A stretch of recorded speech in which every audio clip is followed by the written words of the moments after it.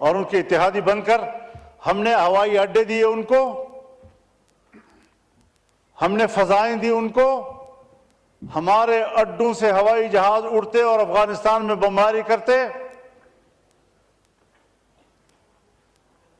پھر ظاہر جنگ شروع ہوئی۔ کیا کبھی افغانستان میں طالبان نے آپ سے کہا ہے کہ آپ کے جہاز کیوں اڑ رہے ہیں؟ امریکہ کے جہاز آپ کے ایئرپورٹ سے کیوں اڑ رہے ہیں؟ آپ کی فضاؤں کو عبور کر کے ہم پہ بمباری کیوں کر رہے ہیں؟ کیا کچھ مظالم نہیں دیکھے انہوں نے؟ ہم نے انہی کو پاکستان پرو سمجھا۔ اب افغانستان میں ان پرو پاکستانیز کو ہم نے چلانا تھا، ہمارے پاس تجربہ تھا، ہمارے پاس ایک ذمہ دارانہ ریاست موجود تھی، ہم نے ہر قدم ذمہ داری سے اٹھانا تھا۔ میں الیکشن سے پہلے گیا، اپنے ملک کو، اپنے ریاست کو اعتماد میں لے کر گیا ہوں، میں اپنا ایجنڈا لے کر گیا، اس ایجنڈے سے ان کو آگاہ کیا کہ یہ میرے ملک کی ریاست کی ضرورتیں ہیں، ان موضوعات پہ میں نے ان سے بات کرنی ہے۔ فارن منسٹری میں ہمیں باقاعدہ بریفنگ دی گئی، ہمیں صورتحال سے آگاہ کیا گیا، مشاورت کے ساتھ ایک ایجنڈا طے ہوا، اور اس ایجنڈے پر میں افغانستان گیا اپنا وفد لے کر، ہر چند کہ ان کی دعوت پر گیا، لیکن ایک ہفتہ میں نے وہاں گزارا، اور جو ایجنڈا میں لے کر گیا تھا ایک ایک نکتے پر میں نے ان سے بات کی، ان کو قائل کیا، اور انہوں نے کہا کہ ہم ان خطوط پر پاکستان کے ساتھ چلنے کے لیے تیار ہیں۔ کس نے اس کے اوپر پانی پھیر دیا؟ کس نے وہ پروسیس روک دی؟ میں تو اکیلا آدمی تھا، اپنی انڈیویجول حیثیت میں گیا تھا، اس کے بعد تو اسٹیٹ ٹو اسٹیٹ معاملات ہونے تھے، اداروں نے معاملات کو آگے چلانا تھا۔ یہ اہلیت ہے ہماری کہ آپ کا ایک شہری اپنے وطن عزیز کے تحفظ کے لیے، اپنے وطن عزیز کی خدمت کے لیے، ملک کو ایک بڑے شورش سے بچانے کے لیے 75 سال ہم نے کشمیر کے محاذ پر انڈیا کے ساتھ آزمائشوں میں گزاری۔ اب ایک نئی آزمائش کے لیے ایک نئی سرحد ہم کھول رہے ہیں۔ ہم نے اس تصور میں وطن عزیز کی مٹی کے ساتھ وفاداری نبھاتے ہوئے اس کے لیے سہولت پیدا کرنے کی کوشش کی، لیکن میری ریاست کے کرتا دھرتا اتنے نااہل ثابت ہوئے کہ وہ کیے کرائے کام کو بھی نبھا نہ سکے، اور اس کو آگے بڑھا۔ کی توجہ اس جانب مبذول کرانا چاہتا ہوں کہ ملک کو مزید آزمائشوں کی طرف نہ دھکیلا جائے۔ یہ ملک نئی آزمائشوں کا متحمل نہیں ہے۔ پالیسیاں سیاستدانوں کے حوالے کی جائیں،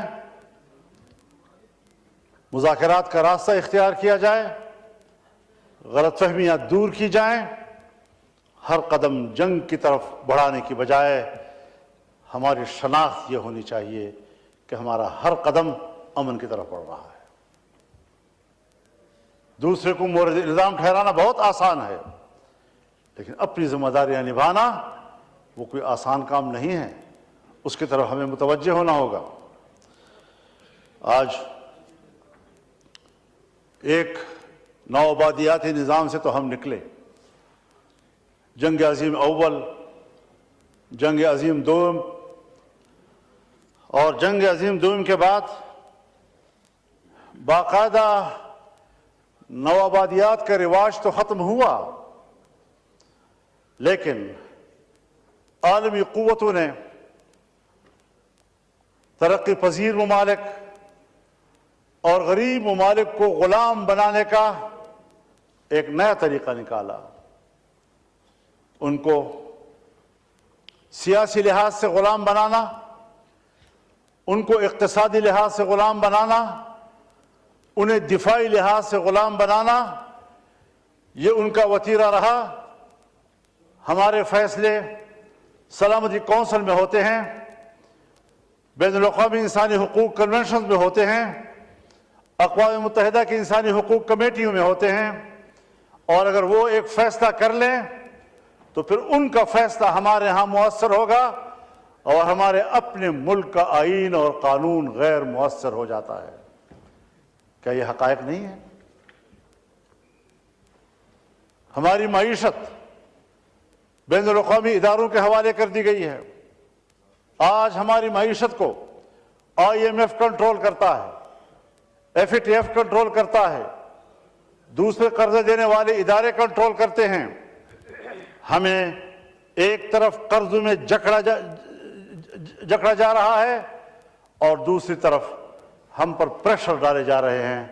آئے روز IMF کا وفد آ رہا ہے اور پھر ہمیں بلا رہا ہے، اور اب تو IMF اس حد تک آگے چلا گیا کہ وہ حکومت سے بات کرنے کی بجائے وہ عدلیہ سے مل رہا ہے اور عدلیہ سے بات کر رہا ہے۔ IMF کا ہمارے ملک کے عدلیہ سے کیا سروکار ہے؟ ہمارے ملک میں آج IMF آ رہا ہے اور سپریم کورٹ بار ایسوسی ایشن کی قیادت کے ساتھ مل رہا ہے۔ بار ایسوسی ایشن کے ساتھ IMF کا اور FATF کا کیا تعلق ہے؟ کیا تحفظات ہیں اس کے؟ اور پھر اس کی پاداش میں ہم ادارے بناتے ہیں، احتساب کے ادارے بناتے ہیں، نیب کے ادارے بناتے ہیں، FIA کو متحرک کرتے ہیں، اور سارا بوجھ ان کا دو طبقوں کے اوپر آتا ہے۔ ایک کاروباری طبقہ جو ملک میں انویسٹ کر رہا ہوتا ہے، چھوٹی چھوٹی باتوں پر ان کو پکڑا جاتا ہے، ان کی فائلیں بنائی جاتی ہیں، ان کی پیشیاں ہوتی ہیں، ان کو سزائیں دی جاتی ہیں، اور دوسرا سیاستدانوں کے خلاف اس کو استعمال کیا جاتا ہے تاکہ ایک سیاستدان اور ایک حکومتی پارٹی کو بدنام کیا جائے، دوسرے کو اس کی جگہ دی جائے۔ اس مقصد کے لیے بین الاقوامی ادارے میرے ملک میں مداخلت کر رہے ہیں۔ نتیجہ کیا نکلتا ہے کہ میرا پاکستانی سرمایہ کار اپنا سرمایہ لے کر مغرب میں چلا جاتا ہے، پیسہ میرے نظام سے تنگ آ کر وہ اپنا پیسہ منتقل کرتا ہے یورپ کی طرف، اور میرے پیسے پر یورپ کاروبار اور تجارت کر رہا ہوتا ہے۔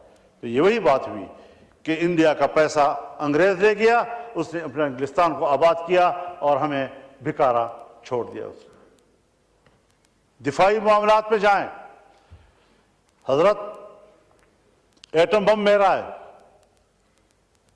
میزائل میرا ہے، لیکن بین الاقوامی ادارے مجھے مجبور کر رہے ہیں اس پہ دستخط کرو، اس پہ دستخط کرو، اس پہ دستخط کرو، اور مجھے بین الاقوامی معاہدات پر دستخط کرنے کے بعد یہاں پہنچایا جا رہا ہے کہ ایٹم بم میرا ہوگا، میزائل میرا ہوگا، طیارہ میرا ہوگا، لڑاکا سامان میرا ہوگا، لیکن اس کو استعمال کرنے کا اختیار بین الاقوامی معاہدات کے تحت ان اداروں کو ہوگا۔ میرے ملک کا اختیار ختم ہو جائے گا۔ اس چیز میں پوری قوم مبتلا ہے۔ کس طریقے سے وہ میرے ہی ہاتھوں سے میرے بھائی کو مروڑ کر میرے سرمایہ کو اپنے ملکوں میں منتقل کر رہا ہے، کس طریقے سے وہ میرے ہاتھ پاؤں باندھ کر مجھے غیر مسلح کر رہا ہے، اور میرے اپنی صلاحیت وہ میرے دفاع میں استعمال نہیں ہو سکتی، ان کی اجازت سے استعمال ہوگی۔ میری پارلیمنٹ قانون سازی نہیں کر سکتی، اگر قانون سازی کرے گی تو کہیں گے بین الاقوامی ادارے۔ آج ہم نے یہاں پر 26ویں ترمیم پاس کی، 26ویں ترمیم کے ساتھ ایک قانون دینی مدارس کے حوالے سے پاس کیا یہاں سے۔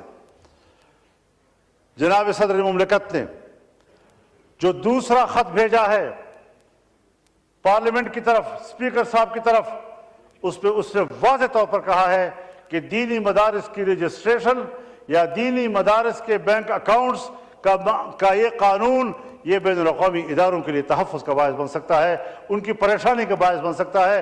ہمیں بین الاقوامی اداروں کی رعایت قبول، لیکن اپنے ملک کے اندر ایک طبقے کو ہمیشہ اپنے مقابلے میں متصادم رکھنا ہے۔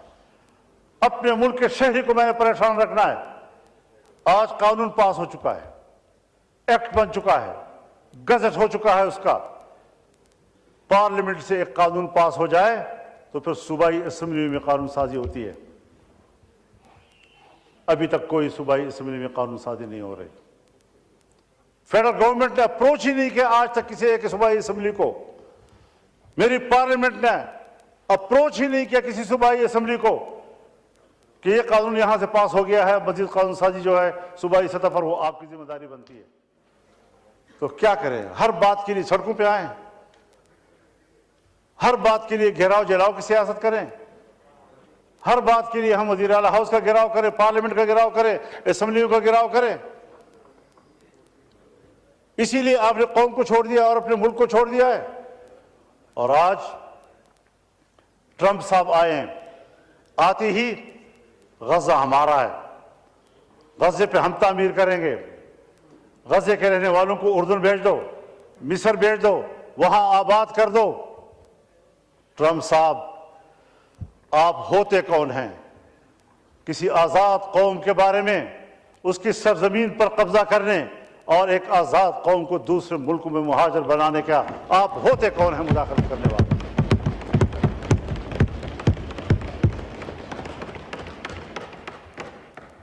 آپ کا کٹھ پتلی 15 مہینے فلسطینیوں کا قتل عام کر کے انسانی جرم کا مرتکب ہوا ہے.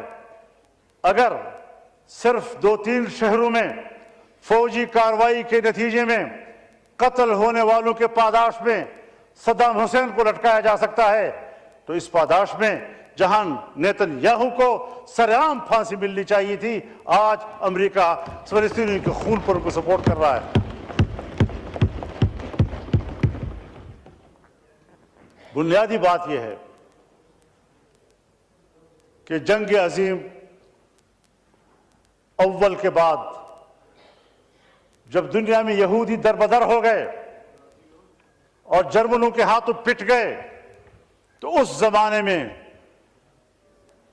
لیگ آف نیشنز, اقوام متحدہ نے قرارداد پاس کی کہ ان دربدر شدہ یہودیوں کو جگہ دینا, ان کو اثر نو بسانا, یہ بین الاقوامی ذمہ داری ہے.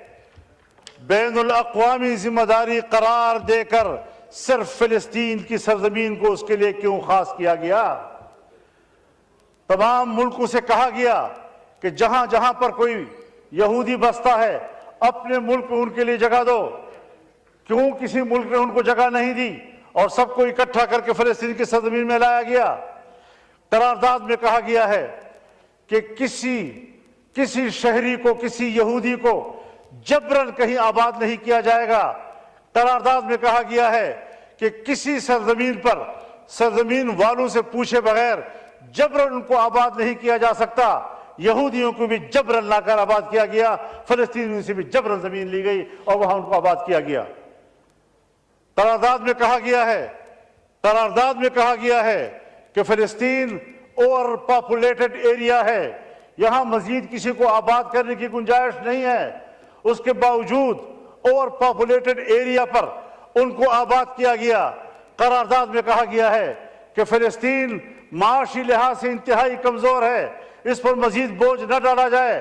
اس معاشی لحاظ سے کمزور ترین ملک پر اتنے بڑے یہودی آبادی کا بوجھ لا دیا گیا, اور آج تک یہ صرف بوجھ ہی نہیں بلکہ ان کی پیٹھ میں گھونپا ہوا چھرا ہے, خنجر ہے, جو آج بھی ہمارے جسم کو چھو رہا ہے اور ہمارے جسم سے لہو بہہ رہا ہے.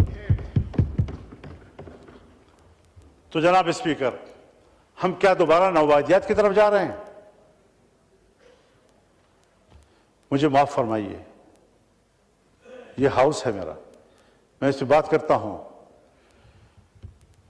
جو کچھ پاکستان کے بارڈرز پہ ہو رہا ہے یہ آج سے نہیں ہو رہا, 40 سال سے ہو رہا ہے. اور اگر 40 سال کا آپ عرصہ نہ گنے تو گزشتہ 20 سال سے ایک ہی علاقے پر جنگ فوکس کی گئی ہے. اتنی طویل جنگ ایک ہی علاقے پر فوکس ہونا یہ جغرافیائی تبدیلیوں کی نشاندہی کرتا ہے. اور یہ وہ منطقہ ہے, پہاڑوں کا یہ وہ منطقہ ہے جو عالمی جنگ کا سبب بنا ہے. یہاں روس آیا, امریکہ نے پوری قوت استعمال کی دریائے آم اسے پیچھے بھگانے کے لیے. یہاں امریکہ آیا, یہاں کی معدنیات پر قبضہ کرنے کے لیے افغانوں نے لڑ کر ان کو نکال دیا. آج چائنا کی بھی خواہش ہے کہ میری رسائی افغانستان تک ہو سکے. افغانستان اور ہمارے فاٹا کے علاقوں میں اور خیبر پختونخوا کے علاقوں میں 2 قسم کے معدنیات ہیں. ایک وہ معدنیات جس کے ساتھ عام لوگوں کی معیشت کا تعلق ہے, گیس, کوئلہ, تیل, چاندی, سونا, کاپر وغیرہ وغیرہ. کچھ وہ پتھر بھی ہیں کہ جو خلا میں جانے والے रॉकेटों और मिसाइलों में इस्तेमाल होते हैं, जो 450 की हीट पर भी तहलील नहीं होते। इससे उल्टा जाए तो इतनी ही सख्त सर्दी में भी वो मुंजमद नहीं होते। इसकी जरूरत अमेरिका को भी है, इसकी जरूरत चाइना को भी है, इसकी जरूरत रशिया को भी है। वो इन इलाकों तक पहुंचना चाहते हैं और हमारे उन वसाइल पर कि जिनके साथ बड़ी कुव्वतों के वफादात वाबस्ता हैं, जो उनकी मिसाइलों में इस्तेमाल होंगे, जो उनके रॉकेटों में इस्तेमाल होंगे, और उसके लिए वो तगदो कर रहे हैं कि किस तरह इस इलाके पर अपना हाथ मजबूत कर लें। कोई अजब नहीं कि अगर ट्रंप गजा के बारे में ये बात कह सकता है तो उसके एजेंडे पर यह भी हो कि कबायली इलाके पर हम कब्जा कर लें, यहाँ का निज़ाम अपने हाथ में ले लें, पाकिस्तान का अमल दखल हम ख़त्म कर दें। वहाँ वैसे भी उसकी रीढ़ कमज़ोर हो चुकी है, और फिर उसके बाद वो यहीं से हमारे मादनियात को भी ले जाए, अफगानिस्तान को भी डील करे, तेहरान को भी डील करे, इंडिया को भी करे, पाकिस्तान को भी करे और चाइना को भी करे। ये जुग्राफियाई तब्दीलियाँ, इनके ख़तरात मैं महसूस कर रहा हूँ। खुदा मेरे वहम को झूठा साबित कर, लेकिन खुदा के लिए सुनो तो सही इस बात को, कुछ अहमियत तो दी जानी चाहिए। हमारे कबायली इलाकों में जंगें हो रही हैं, कोरम एजेंसी में जंगें हो रही हैं। क्या रियासत की जिम्मेदारी नहीं है कि वहां की सूरत हाल को बेहतर बनाए? एक तरफ आपने उनको जम कर दिया, जम करने के बाद बजाय इसके कि वहां खुशहाली आनी चाहिए थी, वहां बाग बहार होना चाहिए था, वहां सब्ज बाग होने चाहिए थी, वहां दूध की नहरें और शहद की नहरें बहनी चाहिए थी, उल्टा हमारे इलाके भी ख्वार हो गए। वहां का अमन भी हमसे छिन गया, वहां की खुशियां भी हमसे छिन गई। ये होते हैं फैसले, इंतजाम का ये विजन, इस विजन के साथ आपके साथ लोगों ने ताउन किया था, इस विजन के साथ आपके पार्लियामेंट के मेंबरों ने आपका साथ दिया था। क्या कर रहे हैं आप मुल्क के साथ? क्या आप इस रियासत के साथ करना चाहते हैं? किधर आप मुल्क को ले जाना चाहते हैं? बखुदा मुझे अपने ऊपर एतमाद है, अगर हमारा ऐवान, हुकूमत हो या अपोजिशन, संजीदा होकर खुद एतमादी के साथ अपने वतन अजीज के लिए खुद सोचे, फैसले करे, विजन मौजूद है, दलील मौजूद है, राय मौजूद है, तहकीक मौजूद है, हम इनको इस मुल्क को बेहतर चला सकते हैं। देखिए क्यों हम इस हद तक गिर चुके हैं कि हम एक कलम उठाते हैं तो उसके लिए भी एक इशारे के मोहताज होते हैं। तो किसी लम्हे हमारे ज़मीर पर कुछ गुजरती है या नहीं गुजरती? तो ये वो सारी सूरत हाल है। हजरत मैं आपको बताऊं, जनाब स्पीकर, हाउस के नोटिस में आ जानी चाहिए। एक साल के इस पूरे अरसे में बाजवड़, जहां से हम अपनी पार्टी के 90 लाश उठा चुके हैं, 90 जनाजे बेअक्वा, रोजाना हमारे 2-2, 3-3 जनाजे उठ रहे हैं हर एजेंसी से, और लड़ाइयां भी जारी हैं।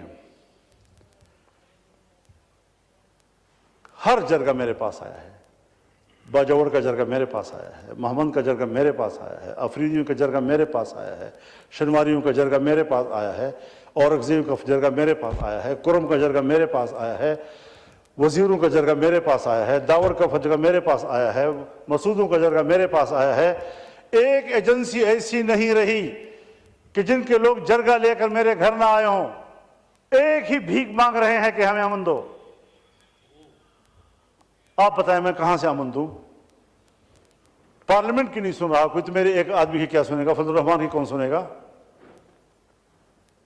अभी पेशावर में तमाम कबाइल का जरगा हुआ, एक ही बात कर रहे हैं कि खुदा के लिए हमें अमन दो। हम दरबदर हो चुके हैं। 2010 से वो लोग मुहाजिर हैं, अपने मुल्क के अंदर मुहाजिर हैं, भीख मांग रहे हैं। वो कबाइल जो अपनी रिवायात रखते हैं, जिनकी खवातीन घरों से बाहर नहीं निकलती, आज वो गली कूचे में भीख मांगने पर मजबूर हो गई हैं। तुम्हें अपने पश्तूनों के और उनकी रिवायात के, उनकी इज्जत का कोई लिहाज नहीं है? तुम्हें अपने बलोचों की इज्जत का कोई लिहाज नहीं है? हवाले करो सही लोगों के, ताकि मामला बेहतरी की तरफ जाना शुरू हो जाएं। हम मुल्क के लिए सब कुछ कुर्बान करने को तैयार हैं, हम पूरी तरह ताउन करने के लिए तैयार हैं, लेकिन मामला पार्लियामेंट तय करेगी, ये सियासतदान तय करेंगे, ये फैसला करेंगे क्या करना है, किधर जाना है। एतमाद करो अपने मुल्क के लोगों पर, सिविलियंस पर, सिविलियन क़यादत के ऊपर हमें एतमाद करना चाहिए। मुल्क के माहौल को हमें तब्दील करना चाहिए, वरना फिर यही होगा कि आए रोज़ पार्लियामान में भी हंगामा आराई, न कोई मुश्तरका सोच, न किसी मसले पर संजीदा डिबेट, न कोई मामला फहमी, न हम उसकी तरफ आगे बढ़ सकेंगे। जनाब स्पीकर, अज़रा करम, मेरी गुफ्तगू को अपने बोझ न समझिए, बल्कि ज़रा संजीदगी से इन सारे चीज़ों को लीजिए। मैं दर्द दिल से बातें कर रहा हूँ और आपके नोटिस पे लाना चाहता हूँ, शायद कि उतर जाए तेरे दिल में मेरी बात। खुदा हाफ़िज़।